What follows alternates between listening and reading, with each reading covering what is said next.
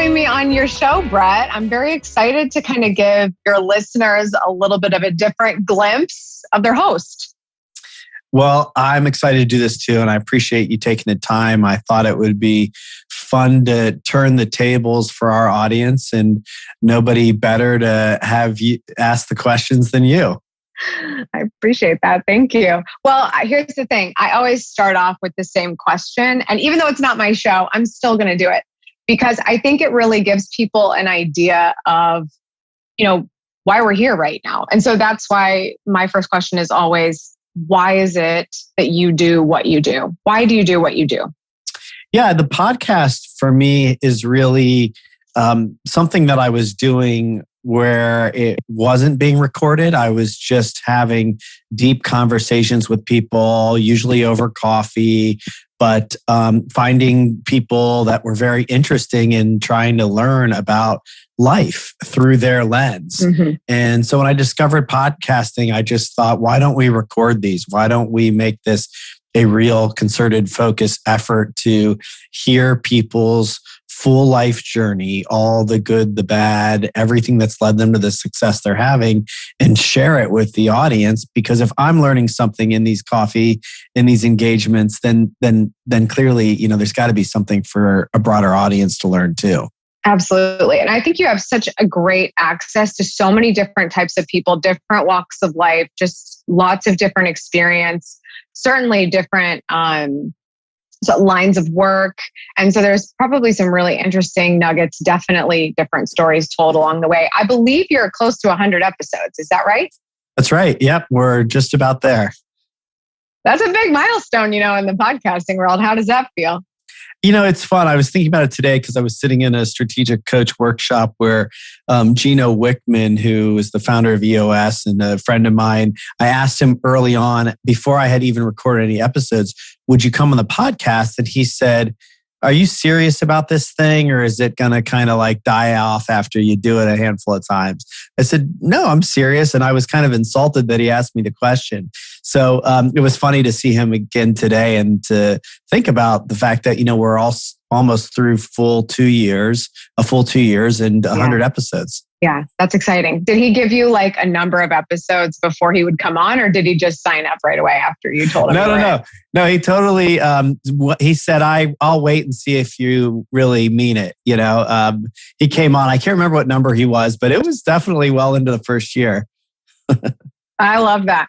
I think that's great because it's your friends that challenge you they're like, podcasting's cool. A lot of people are trying it. Show what you got first, and then I'll come on the show. That's exciting.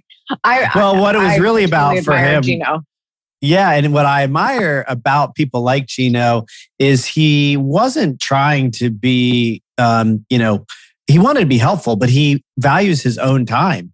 And he doesn't want to do something that isn't really a part of something important for somebody else, or that's going to be really beneficial to what he's trying to do. So he was really clear about that filter of, yes, if you're serious, and show me you're serious. And that was for both of our benefits, really. Absolutely. Because when you make an ask like that, it's already very hard, I think, for people to kind of get the nerve up in some situations to ask someone. In your case, this is a friend, so you felt like you had an in there. And of course, those are the first opportunities you should take.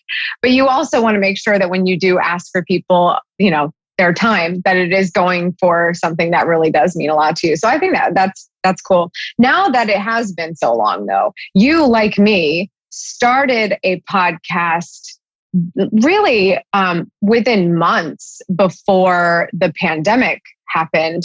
How would you say things are different now with the show, or how the journey has changed? Like, has the purpose changed? Has the line of questioning changed? Just like, has your approach changed over that time because of just different circumstances or just different perspectives that have happened during that time? Well, the interesting thing is when I started the podcast, I did not have a format. And I didn't have a format because there was some resistance there. I was nervous about it. I didn't know how it was going to go. It was totally new. And I'm a procrastinator. When I, feel some sort of resistance, I'll wait to the last minute. And so sure enough, I ended up into the first recording without really a plan. And I don't like to prepare. I don't like to research. It's just not kind of my natural way of being. And I showed up and kind of fell into what feels like it was kind of just handed to me, this kind of gift of curiosity about somebody's life and a desire to start at the beginning.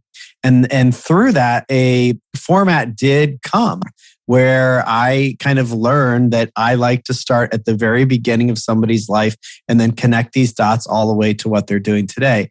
And that hasn't changed. And that didn't change through the pandemic.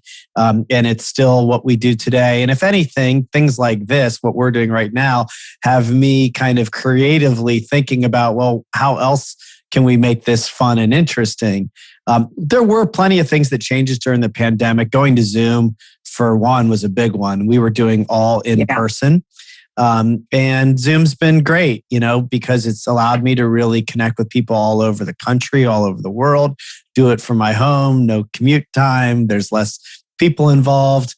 I think maybe it opened up, an audience that maybe otherwise I wouldn't have had too, that people were looking for this kind of content and were at home and maybe had more time or were more interested in growing and learning. And maybe that's, kind of a benefit to COVID as well. Yeah, I would also have to agree. I think I was in the camp before I started the show that, these conversations are so much sexier when you can sit in person, because there's that dynamic that you really don't get sometimes when you do have a digital wall up. And just like the energy of having somebody right next to you in the room, I still think there's something to that. But I also at the time was just fatigued with digital interviews. So I wanted to go all in person. And I could totally see that was the case here as well. And now that it's like, we're just happy for human connection when we can get it. Zoom is definitely serving this show and many shows, I think, globally. But so when you talk about starting at the beginning, let's talk about you in that way. I think over time, our drive to be successful comes from different sources of, desired purpose. So creating an impact is clearly where you are today when we think about what is your big why? Why are you doing this podcast? Why do you make the time to do it? Why do you have these conversations? Why do you share these conversations? I can see why you have them, but why do you document them and why do you build on that? When you think back to when you first got started in your career, let's say when you started getting into property management, the space of real estate, what do you remember about what your why was at the time to drive you to succeed? I think for people who are thinking what was Brett like back then getting started? What was his motivation? What do you remember about that? Well, my motivation when I first got into the business and really into business at all, honestly, was pretty surface level. It was about, finding a career, making money, looking good, getting job promotions and having a title and a business card and whatever kind of, materialistic things I thought mattered that came with with those positions. I really wasn't interested in learning. I really wasn't interested in passion or purpose or, impact, any of the things that really drive me today. It was all about just what I thought I was supposed to do. It was really my conditioning was that you go to school, you graduate from college, you go get a job, and you do whatever you can to be successful, make money, and grow up a corporate ladder. That's all I was doing. It wasn't until I started to get into real estate that I started to even think about things that I was interested in, things that were energizing to me. And then it was well into my career in real estate that I started to become aware of things like purpose and passion and worldviews and identities and how to bring that all into something that could become my work. That was well into my 30s, into my career before I was even aware of those kind of concepts. Yeah. I'd love hearing that because I think we always start from a really simple place about where we're motivated or how we're motivated. It's usually influenced by the people around us and what we, like you said, what we think we have to do, and what we're supposed to do, or what is supposedly successful to the outside world.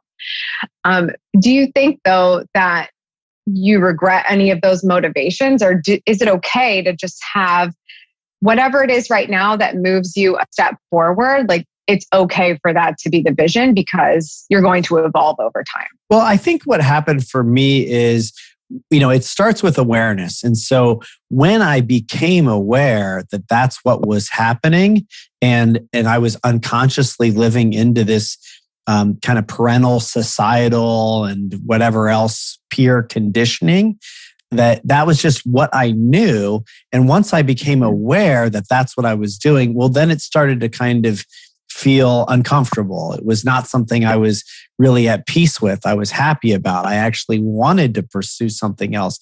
But it wasn't until that point, until I had some awareness around it, that I thought I was doing, something wrong or out of alignment. And so I don't have regrets about it because I was really just doing the best I could at the time with what I knew.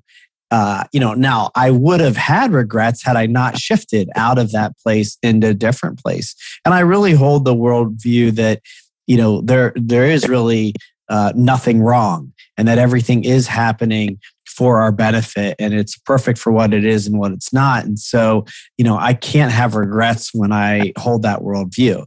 I feel very fortunate for the experiences that I had. I really had to go through that. I had to really see what it was that I did not want. I learned a ton in my first, 10, 15 years of my career, a lot about what I did not want, what I did not like, what I was not satisfied doing for my work and with my life. And it's because I truly had that fully embodied experience that I could know that I wanted to do something else. And really appreciate it, have a lot of gratitude for what it's like to have a feeling of loving what you do. I don't know that I could know that if I didn't also know what it meant to hate what I did. I just had like the biggest epiphany when you said that, because there's so many things that we think we know we don't want, and that will oftentimes stop us from trying something. But there's also just, how do you know what you don't want unless you're experiencing it? And that's exactly what you're talking about, right? Like just trying something, just going, just doing the thing, and then finding out, this isn't working. And now you have new information to use, right? This isn't working. So now I'm going to try something else, where also some people might end up in a situation that isn't working for them and feel stuck because there's some sort of comfort that's coming with it, or they already went down this road. So how are they going to get back all the time that they lost there? I just think that's such a great lesson in, if you don't want something, then at least find out that that's even going to happen in the first place by experiencing something. Yeah, I think that's right. And then, you started to touch on something else that becomes kind of the next real tough part. And to me, this is probably the hardest part, is once you do have some awareness, once you do have some sort of an awakening and you start to realize that you're out of alignment, you might want something else, the conditioning will still be there. And so it comes back in pretty fast and says, oh, come on, that's ridiculous, or that's impossible, or that's not for you, or that's too hard, or what are you going to do about your family? And you've got all this stuff going for you. Do you really want to give that all away for something you don't know if that'll even make you happy, right? So for me and a lot of people, like, that conditioning comes flooding back in. And you really do have to commit, work hard, kind of do all the things to fight against that and change your mindset and your way of being if you're going to make that kind of a change in whatever you're doing.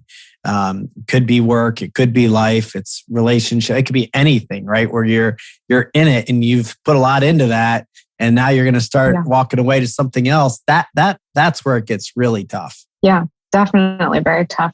You clearly had a lot of experience with this. So now that you know what you don't want and you're kind of, living your life in a way that's like, I'm going to spend it where I can make an impact, where I'm spending my best. If I'm away from my family, why am I away from my family? And what am I doing with my time? What are you doing when you're feeling most in your element? That's a great question. There are a few things that really I feel like I'm totally in my element. One of the reasons why I do the podcast is because I love being in these kind of conversations. I love being in thought leader conversations, coaching conversations where I'm learning, where I'm supporting somebody else. That feels really very much in my element. I love to be a part of helping people, of getting help. I have always been kind of a self-proclaimed self-help junkie. I just love learning about the mind, about life, about other people, and trying to provide some value to others. I also love to create, and I believe, really creativity can be applied to almost everything. And my audience has heard me talk about this, but I obviously love to build buildings and communities, but I also love art. I love starting new businesses. I love to find solutions and roll up my sleeves and try to, strategize. I just like being on the creative side of things, whatever it might be. I really get a lot of energy thinking about how it's possible to create something that the world might experience and benefit from. You so frequently probably get asked, when I'm sure you're thinking, how much time can I give to something like this, to give to the things that I feel most in my element on? But you're being who you are and knowing as many people as you do, I'm sure you're asked very frequently, to do something with your time that may be someone else's idea or someone else's cause, or maybe there's, a financial investment in some way. Like there's probably a lot of things that you're asked, and the answer is going to be yes or no. There might be some questions before, but what is it that helps you as like that North Star of whether or not something's going to be a yes? Well, candidly, I have had to really work at this. I really don't like telling people no. I really don't want to have people be upset with me or mad at me or not like me or tell some story about me because I didn't respond to an email or a voicemail or I told them I didn't have time to meet. That has been something I've had to learn to get good at. And really the way that I have done that is, when I say no, when I say yes to somebody else, I have to decide if I'm really saying no to myself. And so when I think about my time with my family, when I think about time with the things that I've already committed to, the businesses, the companies, the team members, the podcast, the other people that I'm supporting, when I think of those people and those things, I have to say to myself, do I have time to do what I've already committed to show up as the husband, father, CEO, friend that I have said that I really am? Am I taking away from that by saying yes to this? And so that's really been kind of my North Star. And then there's kind of things within it. So, I'm not interested in things that are strictly about making money. So if people are showing me deals or they want to partner on something and, I know right away that it's just not something I'm passionate about, it's a quick no.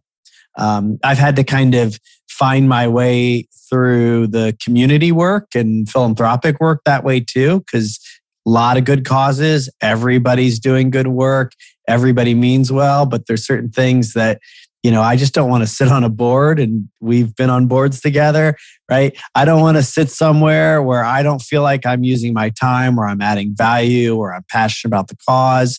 I've really learned, in fact, I'm a lousy board member. I don't sit on boards anymore, with the exception of one that I actually really am passionate about. So it's a process. It's really a process. Mm.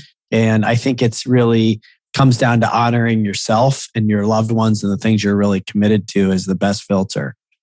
Yeah. And I'm sure that you've learned in that time, like just, it's okay to ask a lot of questions, right?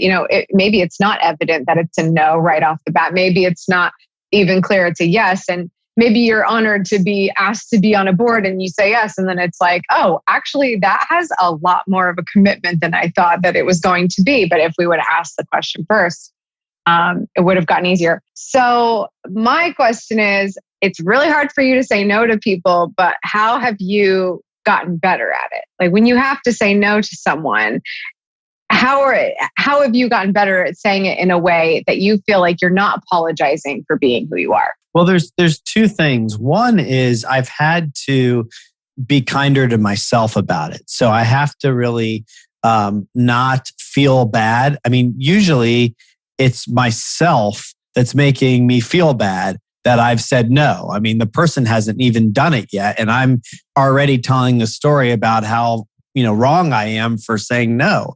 So I've had to learn to really be gentle on myself and to really give myself the room to figure that out. And sometimes maybe I will make a mistake. Sometimes I might miss out on a great deal, or I might, upset somebody I don't want to upset. I mean, there is a little bit of just grace that you have to give yourself through the experience. And then, I think you just say no in a way that's kind and respectful and honest. And if somebody isn't okay with that, then, there's really nothing more that I feel I need to do.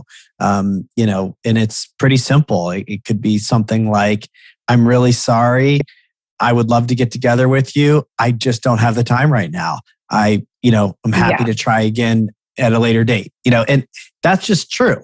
I'm sorry, but I can't. I don't have the time. I always find that the more somebody is upset with you that you've said no to their ask, especially if it's sort of like out of nowhere, like there's been no prepping at this point, like there's not been like a primer. There's just like, it's, that's interesting, but no, that's not going to work for me right now. The more upset they are, the less they actually appreciated your time in the first place. And that's just totally a trend that I've seen. I don't know about you. Well, no, I think there's a lot of truth to that. And I do think there's a lot of people who simply want something for themselves. And they're so focused on that they actually don't care about you. And so those are the people that generally react that way. And yeah, I mean, it's sometimes it's better to just know that right out of the gate. If they react that way, you feel like, all right, well, that's probably not somebody I want to spend time with anyway. Sure, absolutely. So as an interviewer, as someone who's podcasting, podcasting and having conversations with people and natural conversations, like you said, you don't do a lot of prep, like you're genuinely curious. Is there a question that you don't get asked to you very often that you think is actually interesting, or your answer would be interesting, if anything, or just like, it's just something that you've asked your guests of in the past, and you think your audience might be interested in the answer for you? Geez, it's so much easier to ask the questions than to ask yourself the questions. I think the thing that maybe I don't get asked a lot is what is it that's really kind of what's kind of fueling me now for the future, and where are we headed? A lot of people are kind of interested in what you've done, and I'm generally asking questions of what you've done or how you got here. In my podcast, we usually only spend the last 10, 15 minutes talking about what somebody's doing. I guess maybe, it's a little bit more forward thinking. I'm so focused on the past and the history and the journey that, I don't really spend as much time on where we're headed. For me, that's maybe also in part because it's not always that clear. For me, I don't really always know where I'm headed. am starting to get some clarity and some energy and excitement on kind of how this all starts to come together. The podcast, a personal platform, the business, gravity, and really starting to see how all of these pieces of the puzzle that have been my life are coming together to really, make a lot of sense and become the future. But I probably don't talk as much about that. I feel like you gave a glimpse of what your answer would be just then. Like, what are you thinking about right now? What are you doing? And what is the future looking like? Yeah, I mean, just to kind of add to that, I really have a passion for trying to heal and optimize the human experience, which is, big, broad language. But I do believe that taking action in small steps over long periods of time with a big dream is the way that you can make a difference in the world. And so I've been building real estate communities that really are focused on trying to provide experiences to people where they can improve their lives, where they can connect to other people that are like-minded, they can collaborate, and they can find ways to learn and grow and enhance their life, their lives. And hopefully by doing that, that enhances the broader community. And if we can do that, and maybe others can follow, maybe we can make a difference in the world. And I've just been finding other ways to try to do that, through using formats like podcasting and investing and coaching and speaking and writing. And now, seeing how a lot of these different things can all come together, and you can truly do that in the context of a physical space or a virtual space is exciting. So yeah, that's kind of where I'm headed, is trying to pull it all together. I love that. I want to kind of just tie this up by asking, just based on your experience with all the people that you've been interviewing, just really anybody as you've gone through your career and through your life that you've met, and that people that stand out to you. I think you've learned a lot from just doing this show in terms of a perfect childhood probably doesn't exist for most people. There's never like a straight line from A to Z when it comes to achieving your goals. So knowing all of that, because everyone listening has been listening to your conversations with people, knowing that getting started is probably very imperfect. What would you say a winner looks like? A winner? What does a winner look like? Well, I found really through these 100 interviews that generally people have two paths and from birth, and there are exceptions, but either somebody has a unconditionally loving childhood, and there are a lot of those great stories where they just say, my parents loved me unconditionally. I had a great childhood. Or you have one that's usually filled with trauma. And in both cases, the successful people that I'm interviewing, and they're from all walks of life. They're, not all in business. They're really diverse. They will all say that early childhood experience really shaped them in a way that they learned, I want to be more like that, or I want to be different than that. And it really had a huge impact on their lives and what motivated them to have what they needed to be, a winner. And to me, a winner is somebody that is doing something with their life that they're happy about, that they're finding moments of joy and moments of high fives, success, where they're at peace. That doesn't mean that they're done. It doesn't mean that they've made a ton of money or won all the awards or not still growing and learning, but they're at some level of peace and joy and happiness and are very much kind of called to their work, passionate about their work, passionate about their lives. And that could be, being a parent, it could be starting a business, it could be being an artist, it could be anything, but there's some sort of passion, purpose, and real kind of joy, peace, happiness to their way of being. To me, that's, what I would say, a winner or success looks like. Well, Brett, this is a great conversation. I feel like I know a lot more about you now, and hopefully the listeners do as well. Thanks for letting me be on here to grill you on your own show about your journey and where you're going. I'm so excited about the impact that you've had with Gravity and in all your work and in the show. And I can't wait to see where you go next. Well, thanks, Amy. It's been great to be on this journey with you and learn from you and have you be a good support in this part of my life. So it's fun to have you turn the tables and ask questions and be on the show again. I look forward to joining you on yours. Awesome. Looking forward to it.